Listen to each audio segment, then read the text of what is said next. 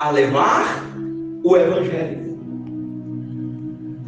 Eu me sinto na obrigação. Por quê? Porque fui alcançado por Ele. Porque vivo a influência dEle. Porque sinto em mim a necessidade disso. E aí, quando chega embaixo, ele diz: por isso, quanto a mim, estou pronto para anunciar o Evangelho. Aí aqui, nós precisamos responder uma questão para avançarmos. Quando é que eu estou pronto para anunciar o Evangelho? Quando é que eu estou pronto? Não entendi? Pode responder. Pode.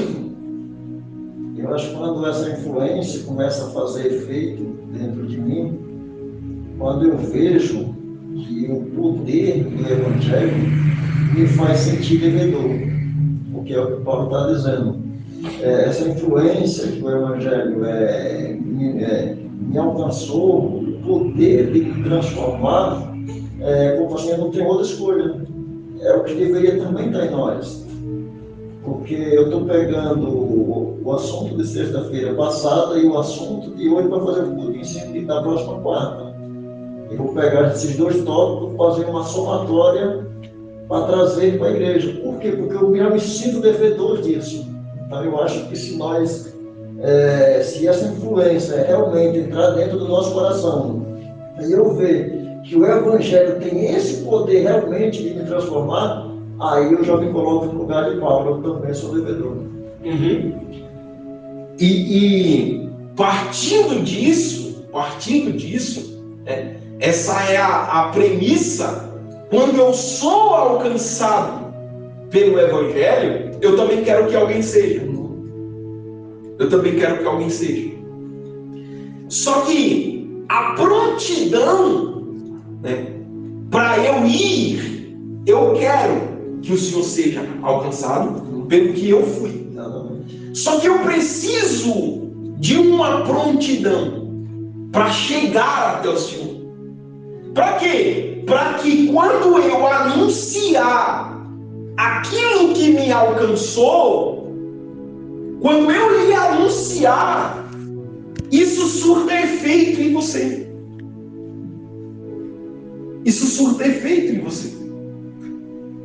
E essa prontidão, ela se dá a partir do momento que a minha vida, ela passa a ser transformada pelo Evangelho.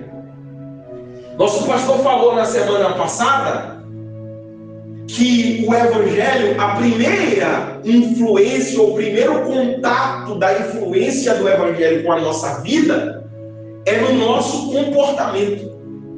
A primeira coisa que o Evangelho começa a mudar em nós é o nosso comportamento. Por quê? Porque aquilo que está mais visível é aquilo que as pessoas têm mais contato em nós, é com o nosso comportamento. Agora imagina, se eu digo que fui alcançado pelo Evangelho e o meu comportamento não mudou, mas eu me sinto devedor para com alguém de anunciar o Evangelho, como eu vou? Se meu comportamento não mudou. Eu acho que nem consegue se sentir devedor. Como é que eu vou conseguir chegar em alguém e dizer eu fui alcançado pelo Evangelho? Você também precisa ser. Tá, e o que isso causa em você? Causa mudança de comportamento. E por que seu comportamento não mudou? E por que sua vida não mudou? Por que seu jeito não mudou? Por que sua forma de pensar não mudou? Por que sua forma de se comportar, de falar, de ser não mudou?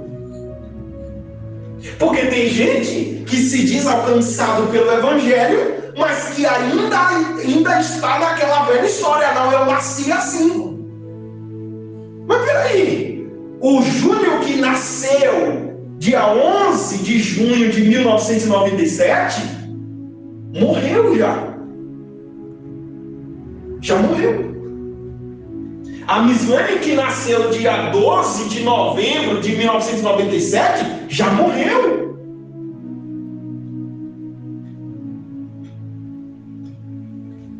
E se isso não aconteceu, já deveria ter acontecido. Porque o Evangelho, a influência do Evangelho, ela mata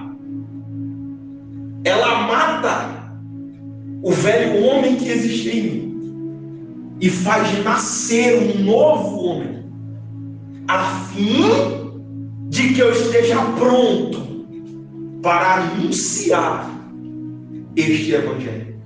É o que Paulo diz: eu já estou pronto. Eu já estou pronto. Quando Paulo escreve a Timóteo, no fim da sua vida já, ele diz algo interessante. Ele diz assim: porque eu já estou sendo oferecido como sacrifício de libação. Presta atenção. Paulo vai morrer ou já morreu? Já morreu. Não. Não, Paulo... Quando ele escreve aquele texto a Timóteo, ele já morreu ou vai morrer? Ele vai morrer ainda. Mas olha o que ele está dizendo: eu já estou sendo oferecido em sacrifício. Por quê? Porque a minha vida, a partir do momento que eu sou alcançado pelo Evangelho, a minha vida, todo dia é um sacrifício. Todo dia eu morro para mim mesmo. Todo dia eu deixo de ser quem eu sou, para ser quem Cristo quer que eu seja pelo Evangelho. É por isso que ele diz: eu já estou pronto. Dentro do cenário de perseguição que existia em Roma contra o Evangelho, Paulo está dizendo: eu estou pronto a enfrentar a perseguição que for para pregar o Evangelho a vocês. Por quê? Porque eu devo isso. E eu tenho que pagar, seja em perseguição, seja em que for, eu tenho que anunciar o Evangelho. Eu estou pronto, porque fui alcançado, fui transformado por Ele. Eu lembro quando antes de eu me converter, eu era o oposto do que eu sou hoje. Eu era uma pessoa muito arrogante, cara, muito, não é só um pouquinho não, era muito arrogante. Eu era muito ignorante, muito. A minha filha, não lembro porque ela era criancinha, quando ela nasceu, um pouquinho tempo ela já foi para a igreja. Mas ainda presenciou uma cena minha como crente, que eu acho que marcou a minha vida também. Não sei se ela lembra desse fato, que ela era criança ainda. Não posso, mas eu era muito ignorante. É tanto que eu não sei se alguém aqui assistia aquele Zorra Total, tinha aquele Seu Saraiva. Aquele personagem era como se fosse a minha vida. É tanto que eu só assistia aquele programa por causa dele. E quando passava a participação dele, eu não assistia mais nada dele. Porque eu só assistia aquela parte dele. Então vamos supor assim, hoje as pessoas me falam: bom, pastor é muito paciente. Graças a Deus. A mudança foi muito gigante. Que hoje, às vezes eu me pego conversando com Deus e eu procuro entender qual foi o remédio que Ele fez ou como foi que começou essa mudança. Hoje, se eu ver uma pessoa com problema, eu quero ajudar.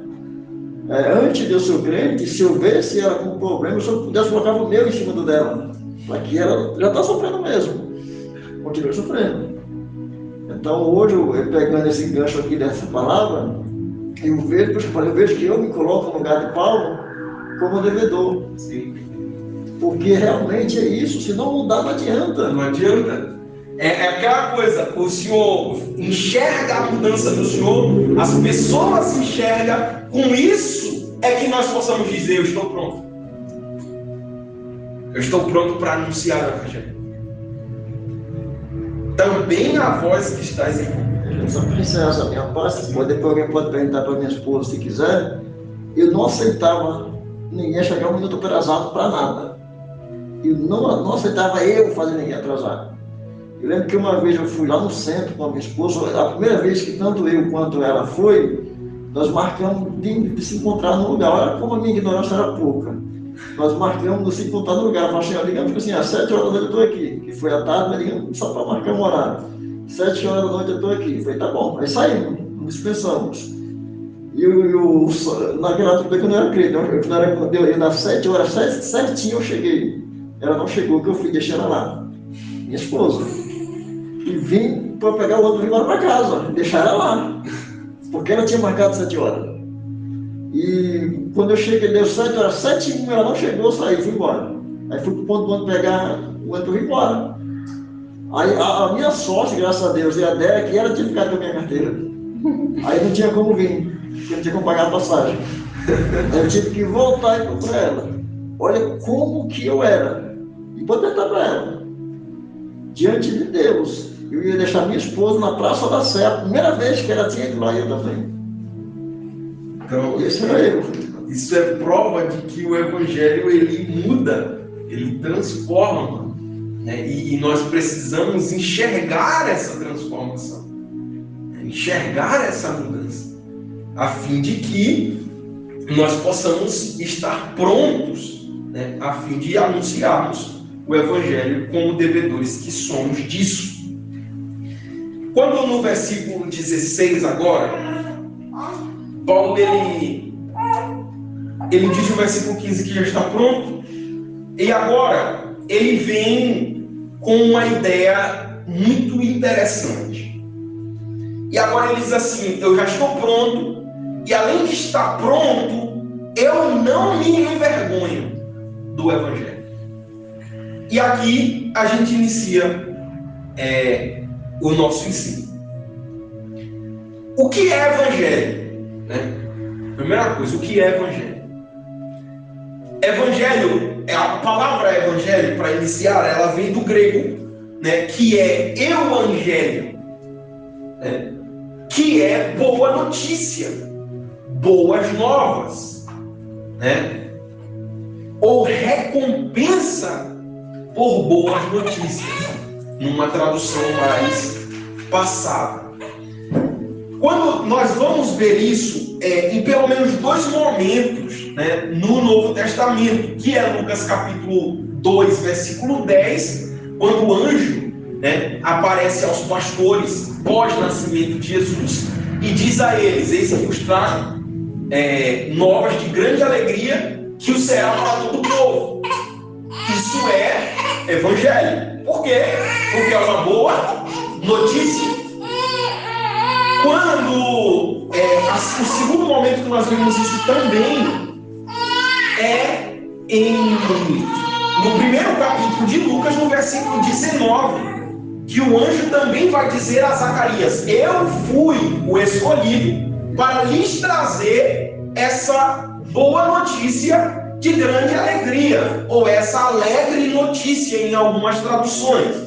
Nós temos 2 momentos em que a palavra ou a ideia de evangelho é trazida à tona. No Novo Testamento, nós vamos ter pelo menos 76 referências acerca da palavra evangelho, né? Acerca de boa notícia. Pelo menos 76 vezes isso vai aparecer no Novo Testamento.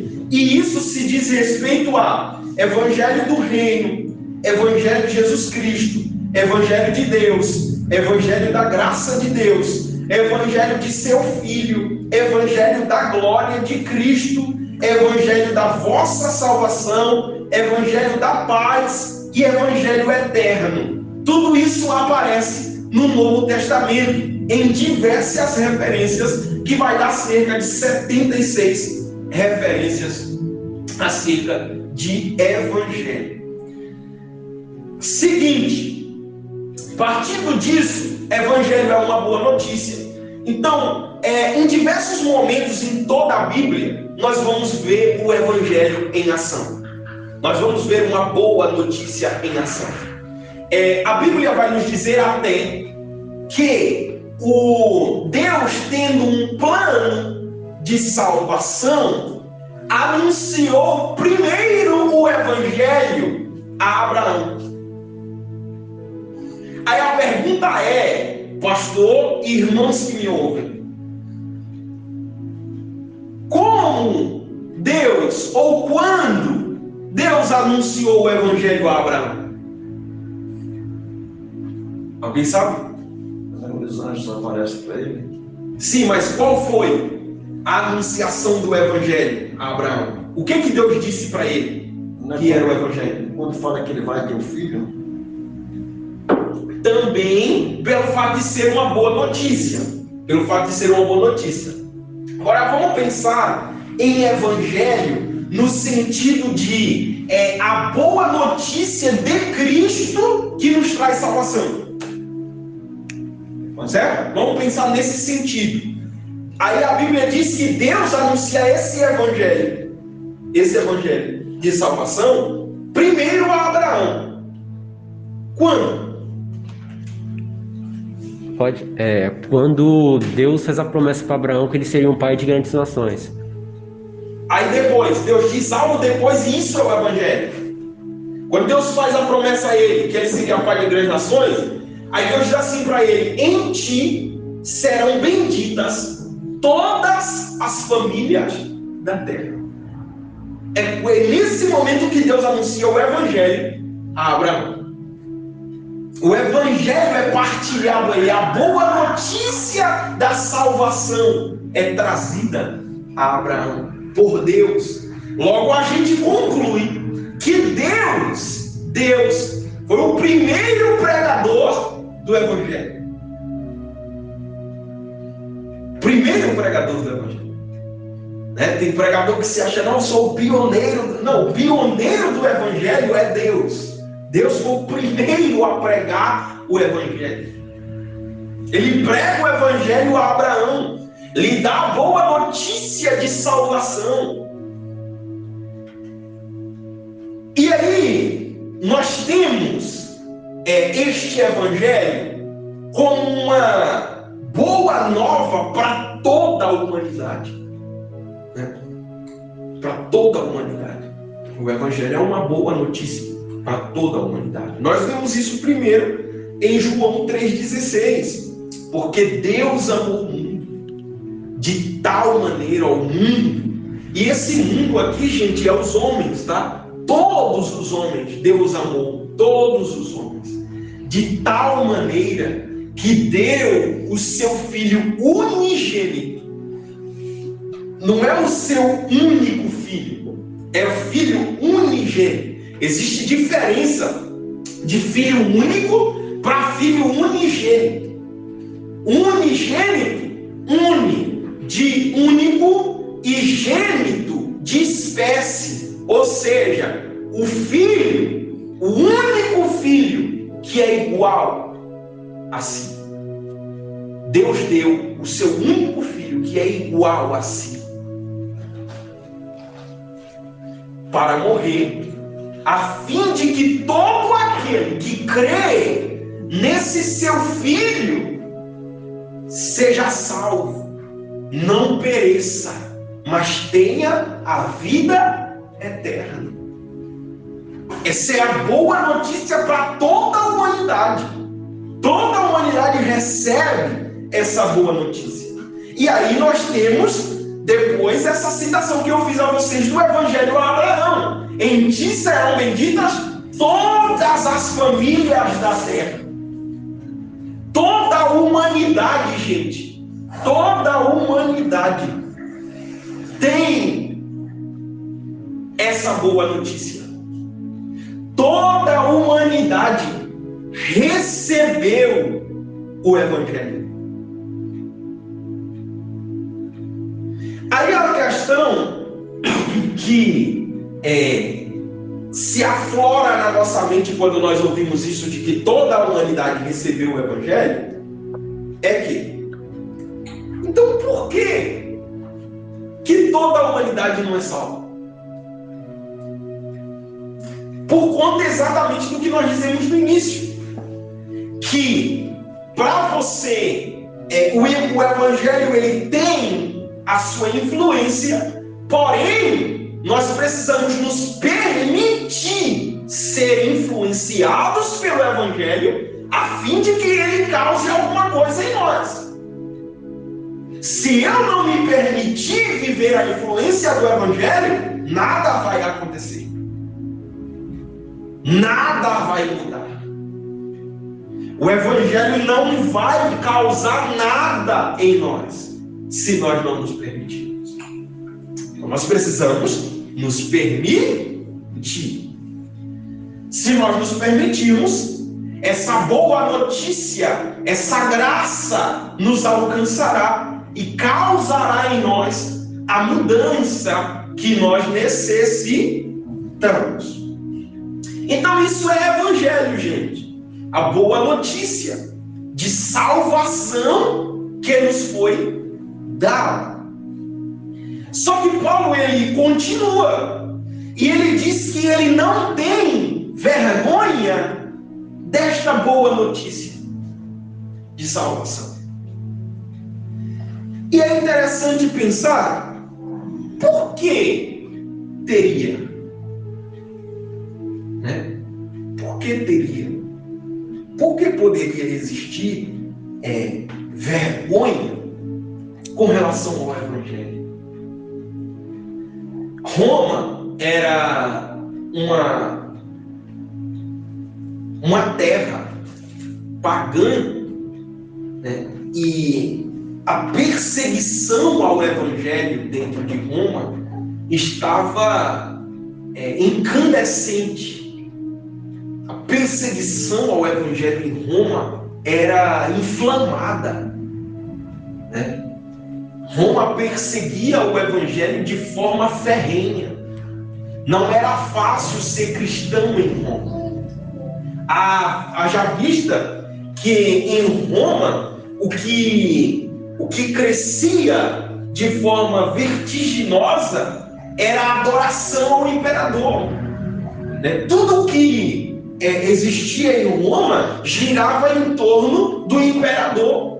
Tanto que quem é que não lembra de quando o povo alvoroça a voz e diz com relação a Herodes: isso não é voz de homem, é voz de Deus. Os imperadores de Roma se tinha por costume de chamá-los ou dar-los, né, dar a eles uma patente chamada César, né? Os Césares romanos. E César não era o nome do imperador, né? Era um título que dava-se a ele, né? Um César romano.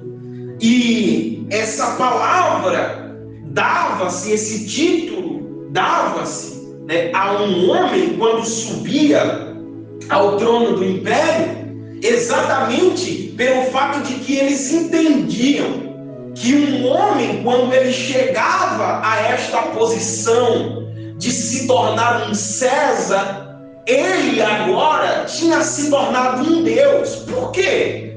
Porque ele tinha nas suas mãos o poder agora de mandar matar ou de deixar alguém viver.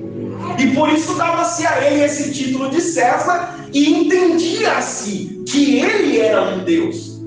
Porém, gente, o que o povo não entendia em Roma e dizia que o Evangelho era loucura para eles, era que nós entendemos, e Marcos, que escreve aos Romanos, tem essa ideia também, de dizer que o que os romanos pensavam que era algo fora do comum, que era um homem subir ao império, se tornar um César e ter nas suas mãos o poder de matar ou de deixar viver, e por isso era um Deus, o Evangelho trazia algo que era muito mais revolucionador, que era um Deus que deixou a sua categoria de Deus para se tornar homem e habitar no meio deles.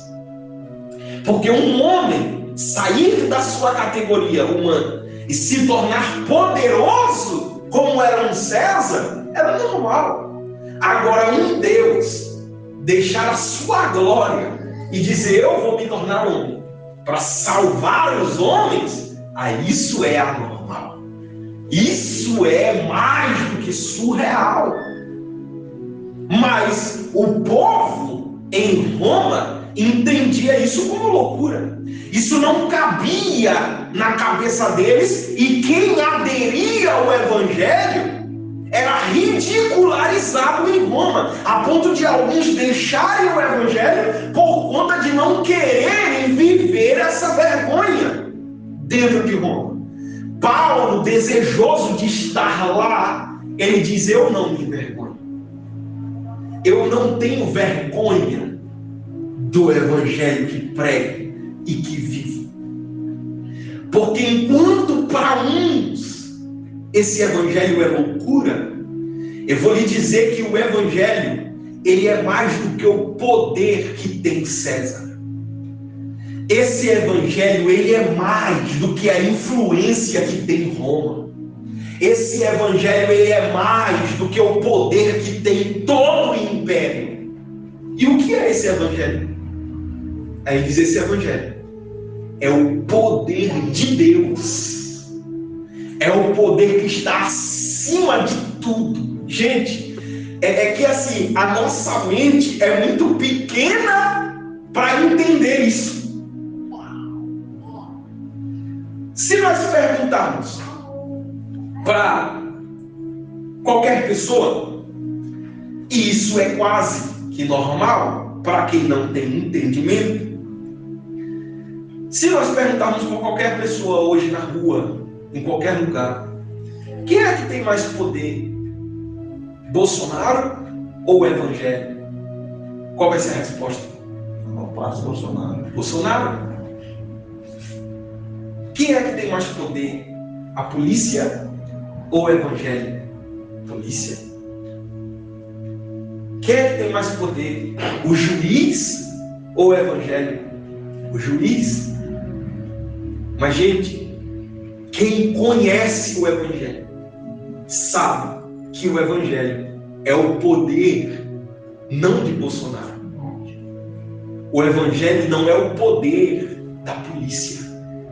O evangelho não é o poder que o juiz tem para bater o martelo e dizer: pronto, está condenado e não tem mais jeito. O evangelho vai além disso. O evangelho consegue mudar a sentença que o juiz bateu o martelo e disse: vai ser assim. O evangelho troca a sentença e disse: não vai ser assim mais. O evangelho consegue mudar a palavra que Bolsonaro der lá em Brasília. O evangelho, se nós colocarmos ele em prática aqui, o evangelho consegue mudar a decisão que Bolsonaro tomou lá em Brasília. O evangelho consegue mudar qualquer coisa nesse mundo. Glória a Deus. Júnior, mas por que a gente não vive esse poder? Desculpe-me. É duro, é triste, é doloroso na igreja, para crentes, nós dizermos isso. Mas por que nós não vivemos esse poder do evangelho? A verdade é que muitos de nós não vivemos o evangelho. Ah, eu vivo o evangelho. Então, peraí. Então, nós temos que mudar o negócio e dizermos, trocarmos a nossa fala, meu pastor, e dizermos que o evangelho é ineficaz. Porque se eu vivo o evangelho e o poder de Deus não se manifesta no evangelho que eu vivo, então tem alguma coisa errada. Paulo está dizendo: eu não me envergonho do evangelho. Olha, porque é. E sabe o que é interessante, pastor?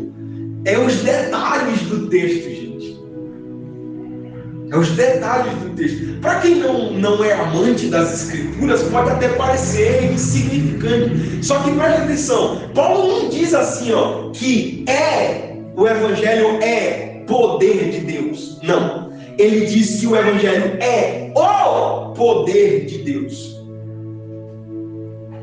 A letra O aqui muda muita coisa. Porque porque é poder de Deus, nós poderíamos concluir que o poder de Deus é diversas coisas, e dentre estas diversas coisas está o Evangelho. Nós poderíamos concluir que o Evangelho é uma das expressões do poder de Deus, mas Paulo não está nos dizendo isso. Paulo está nos dizendo com a palavra o é artigo definido. Eu estou dizendo a vocês que Paulo está nos dizendo que o Evangelho, ele é o poder de Deus. Ou seja, todo o poder de Deus, todo o poder de Deus está concentrado no Evangelho. Eu acho que um dos motivos que nós não vivemos esse Evangelho hoje é porque nós fraquejamos muito. Vamos dizer assim, qualquer luta nos tira da presença de Deus. E Paulo não. Você pode ver que as maiores surras que Paulo tomava, as perseguições, não era porque foi ocasional, era por causa justamente do Evangelho. E se ele parasse, vai parar de apanhar. Você pode ver que vai ter um naufrágio, que eu acho que ali foi um ato muito grande de Paulo, que a serpente pica ele, e nem por isso ele parou de pregar o Evangelho. Exatamente. Hoje, nem precisa ser uma serpente não derruba. Hoje, se você for ver aqui, a gente só tem crente, mas pega nós hoje. Paulo falou assim: morrer para mim é ganho, né? É viver é lucro, é isso? Viver é Cristo e morrer é ganho. É ganho. Aí imagina, uma vez eu fiz essa pergunta aqui: se Jesus viesse, digamos que hoje Jesus viesse e falasse assim: eu quero levar só um. Será que nós não faríamos como aquele pessoal? Deixa eu enterrar meus pais primeiro? Ou nós falamos: não, Senhor, se o Senhor está aqui e quer levar um, deixa os outros para trás, mas por favor, me leva. Será que nós teríamos isso como objetivo? Ou, por exemplo, nós vemos o Covid, matou muita gente, vamos dizer que não. Mas falaram assim: não pode fazer isso, o povo de Deus não pode. E nós aceitamos, porque não pode. Exatamente. Se é Paulo, ele vai fazer. Sabe o que é interessante? É que assim, no tempo dos apóstolos, eles viviam o Evangelho, sim ou não? Sim. Sim ou não? Sim. Viviam o Evangelho. E aí, levaram eles diante dos magistrados. Os magistrados disseram assim: não pode. Eu não quero que vocês falem nesse nome.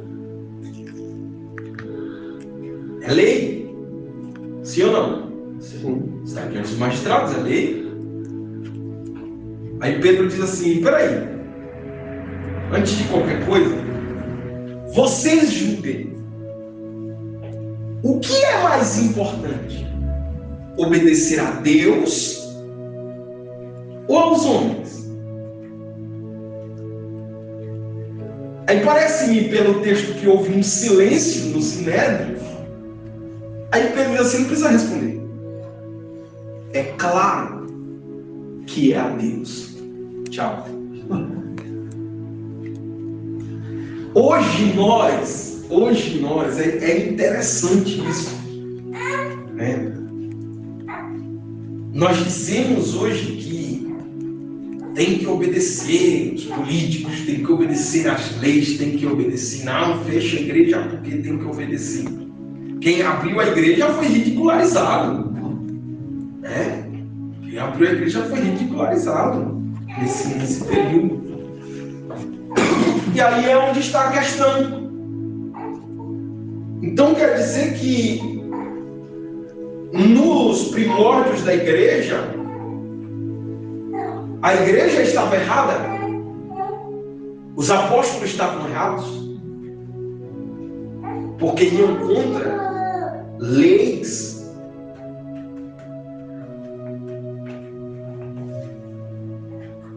Então é muito complicado, né? Nós pensarmos no poder que tem o Evangelho e nós não vivermos este poder.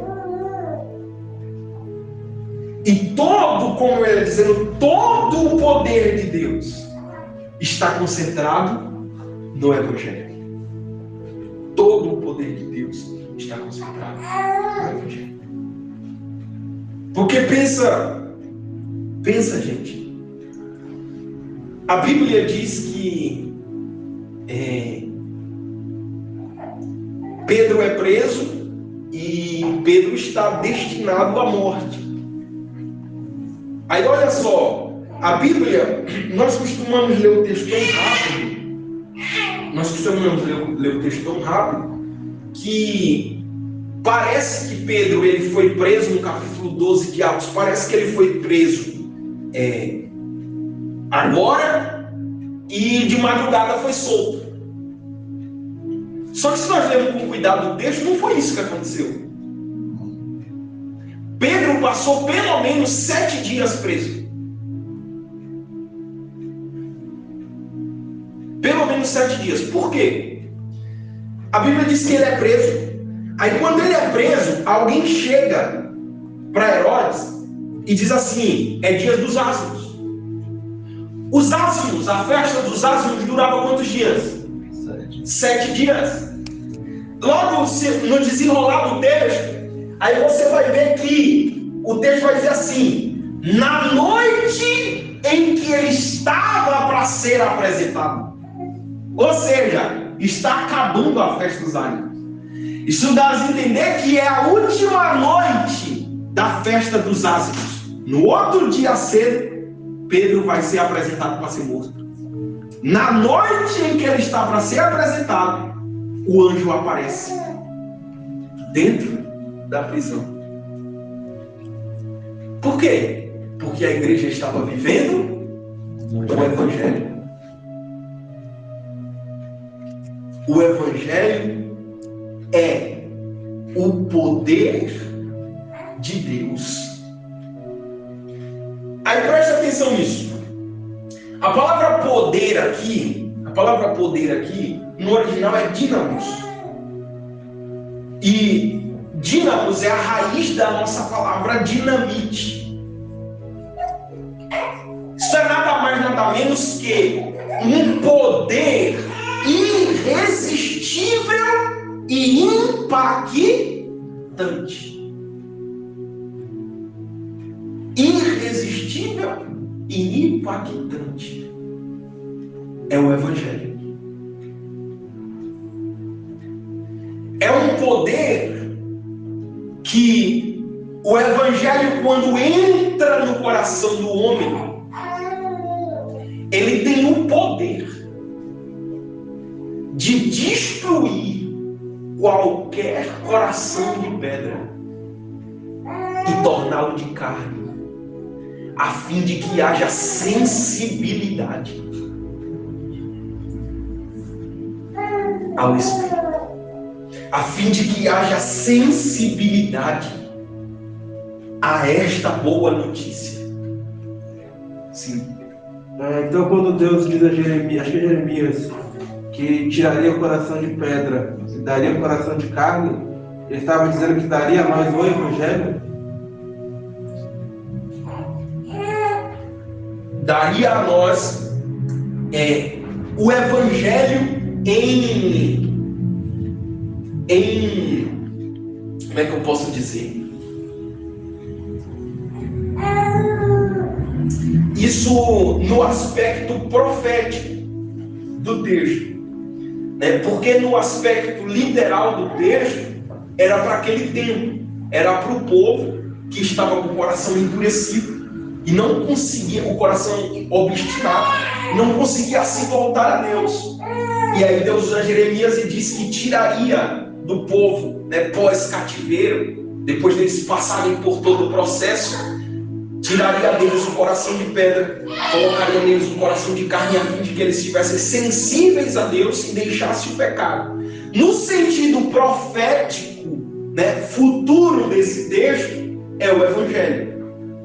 Porque o Evangelho entrando em nós com o poder de Deus, ele tem a capacidade de nos fazer sensíveis a Deus. Porque, gente, diz para mim qual é o dia que o poder de Deus vai invadir um homem e não vai causar nada nele. Ah, mas quantas pessoas que foram invadidas pelo poder de Deus e não causou nada? Não, não foi o poder de Deus. Porque no dia que o poder de Deus, gente, encontrar alguém, alguma coisa vai acontecer. Não tem como. É o poder de Deus. É o poder de Deus. A Bíblia diz que a palavra de Deus é viva e eficaz.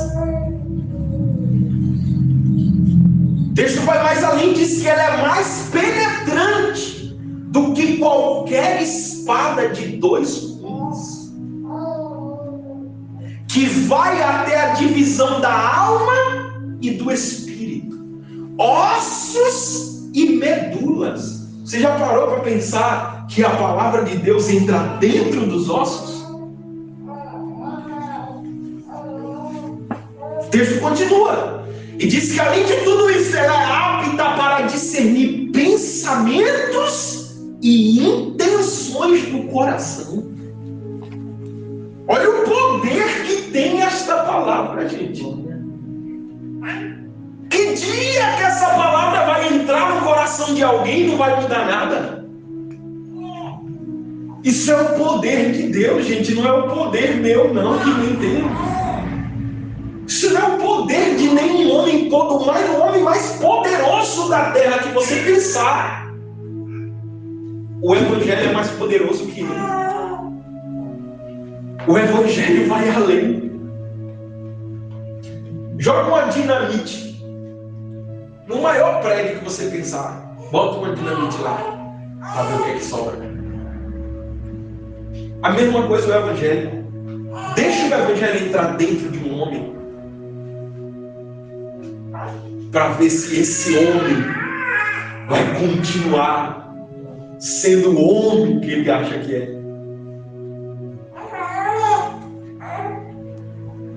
Não tem como, gente. Uma das provas é o próprio Paulo, né? Ele sai para Damasco, bravo, e ele não sai para mim, assim, talvez se eu encontrar um crente, digamos a nossa linguagem, ele está na roça. Já era. No meio do caminho aparece alguém, ele já muda a frase: Senhor, quem és? Para que te obedeça. Aquele valentão que saiu lá atrás, quando tem esse encontro, ele já chama de Senhor. Senhor, quem és? Muda tudo. Muda tudo. Muda tudo. É tanto que Paulo, quando ele se encontra, quando ele entende o Evangelho, aí ele diz assim: tudo que eu tinha, tudo que eu era, eu considero como um esterco, a fim de que eu possa ganhar a Cristo. Considero como nada. Por quê? Porque diante de tudo que eu tinha, o Evangelho é mais do que tudo que eu tinha. Vamos ler o texto? Marcos capítulo 8, versículo de número 29.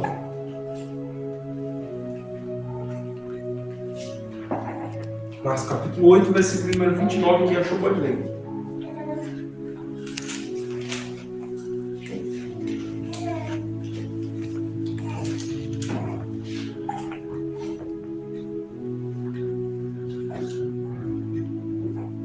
Então lhes perguntou: mas vós, quem dizeis que eu sou? Respondendo Pedro, lhe disse: tu és o Cristo. Alguém já vai procurando aí Atos capítulo 10, versículo 36. Eu caminho para o encerramento agora. Olha só, o Evangelho ele é mais do que qualquer poder, gente. Ele é maior do que qualquer poder que você imaginar. O Evangelho é maior. Jesus vai com os discípulos para um lugar chamado Cesareia de Filipe. Essa cidade recebe esse nome porque Filipe, que era um dos Césares, né? E, se me falha a memória, ele era sobrinho de Herodes Agripa. Ele é quem reforma, reconstrói essa cidade, dá-se esse nome a ela por conta dele.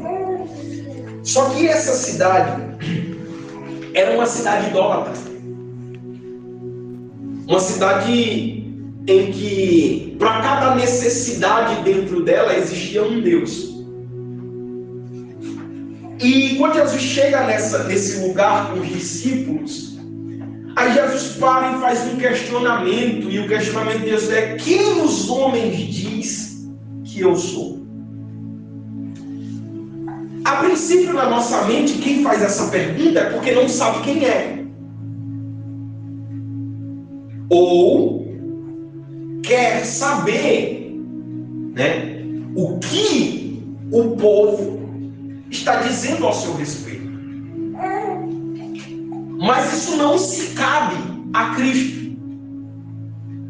Jesus não está preocupado com isso. Jesus quer apenas enxergar como, entender como que os homens lhe veem. E aí os discípulos se levantam e dizem: uns dizem que o Senhor é João Batista, outros dizem que é Jeremias, outros dizem que é Elias ou um dos profetas. Pois bem, Jesus diz: eles dizem isso porque não têm conhecimento que vocês têm. Não conhecem as boas novas que vocês conhecem. Aí ele diz assim: e vós? Quem dizeis que eu sou? Vocês que andam comigo, vocês que partilham comigo, vocês que estão comigo, vocês que comungam comigo, quem dizem que eu sou? Existe um silêncio total. Apenas um levanta.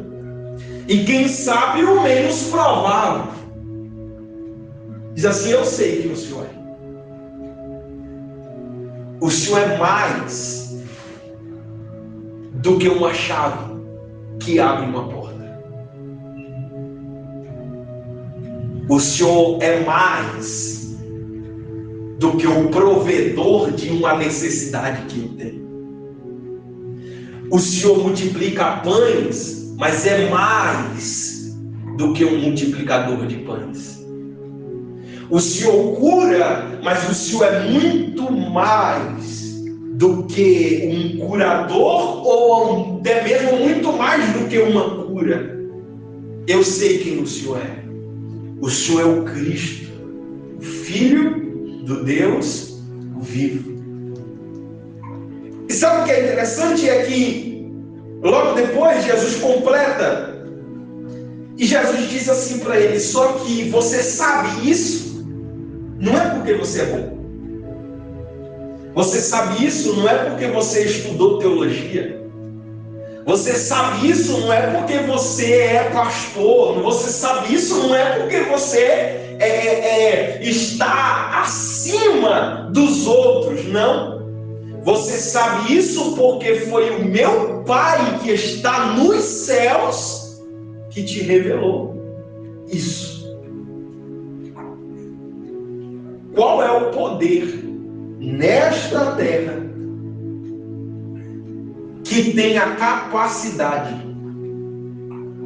de comunicar-se com Deus a fim de ter as informações das coisas celestiais? Nenhum poder desta terra pode isso. Mas o Evangelho nos dá esta capacidade. O Evangelho nos dá este poder de conhecer aquilo que está além da nossa mente, além das nossas próprias condições. O Evangelho tem esse poder. O Evangelho, este poder, ele é o fator principal para a salvação. Ele é o fator principal para a salvação. Lê para mim Atos 10, 36.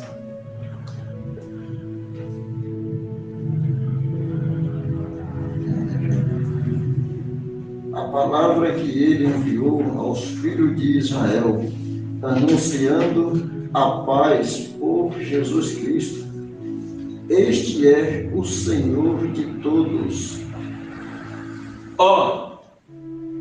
O que está acontecendo aí é o seguinte: um homem por nome de Cornélio, a Bíblia no início do capítulo 10 vai nos dar informações acerca dele, e as informações que o texto nos dá é que ele é um homem importante, ele é chefe, né? Ele é centurião da corte, melhor dizendo. E um centurião normalmente era um homem que liderava 100 soldados. Centurião da corte era, segundo a história, alguém um pouco acima do centurião comum. Ele liderava 10% de uma legião. Uma legião era 6.000 soldados. Logo, isso significa que ele liderava 600 soldados. Ele era centurião da corte. Ele temia a Deus. Ele dava esmolas. Ele via anjo. Ele orava. E chega um momento que um anjo aparece a ele e diz assim: manda chamar Pedro. Ele vai dizer a você o que você precisa fazer. Mas espera aí. O homem dá esmola, o homem ora, o homem é temente a Deus, o homem vê anjo, o homem tem tudo. O que falta? Não falta nada. Quando Pedro chega, aí nós conhecemos a história. O anjo vai lá, fala com Pedro também. Os homens chegam, chamam Pedro. No outro dia Pedro vai. Quando Pedro chega, Pedro diz assim: o que foi? Aí ele conta toda a história a Pedro. E diz assim: e nós estamos aqui agora para ouvir tudo que o Senhor lhe ordenou para nos dizer. Aí Pedro diz assim: eu só tenho uma coisa para lhe dizer. O que é? O Evangelho. É a única coisa que lhe falta. É o Evangelho. O que lhe falta é o poder de Deus. E Paulo nos diz que este Evangelho é o poder de Deus, não para uma vida financeira melhor. Ele é o poder de Deus não para enriquecer do dia para a noite. Ele é o poder de Deus não para o congresso do sucesso. Ele é o poder de Deus não na rosa branca ungida. Ele é o poder de Deus, não é simplesmente para eu dizer: Deus, eu estou precisando da tua ajuda, me ajuda. Depois que ele ajuda, eu esqueço dele. Não é para isso. Ele é o poder de Deus para a salvação. Paulo diz que este poder é o único poder que pode salvar o homem. Os homens mais poderosos deste mundo, eles podem ter poder para tudo, menos para salvar. O único poder que salva é o Evangelho. O único poder que transforma o homem do monturo e faz assentar no meio dos príncipes é o Evangelho. O único poder que trabalha dentro e de dentro traz a mudança para fora é o Evangelho. O único poder que muda o caráter, que muda o coração, que muda a mente é o Evangelho. O único poder que faz o homem morrer para viver é o Evangelho. Nenhum outro poder tem capacidade para isso. Você precisa entender que o Evangelho é o poder que lhe faz livre para viver. Ele lhe mata. O Evangelho lhe mata, mas lhe dá a vida que você precisa. É por isso que a Bíblia diz que ele é mais penetrante do que qualquer espada de dois gumes. Por que mais penetrante do que qualquer espada de dois gumes? Qualquer espada de dois gumes, qualquer faca que você pegar e ferir uma pessoa com ela, ela só pode matar. O Evangelho não. O Evangelho, se você pegar esta arma e ferir alguém com ele, ele mata. Mas ao mesmo tempo que ele mata, ele vem trazendo a vida de dentro para fora. Ele vai matando de fora para dentro e vai dando vida de dentro para fora. Quando você pega a faca e fere alguém, você lança a faca contra aquela pessoa e tira, a pessoa cai.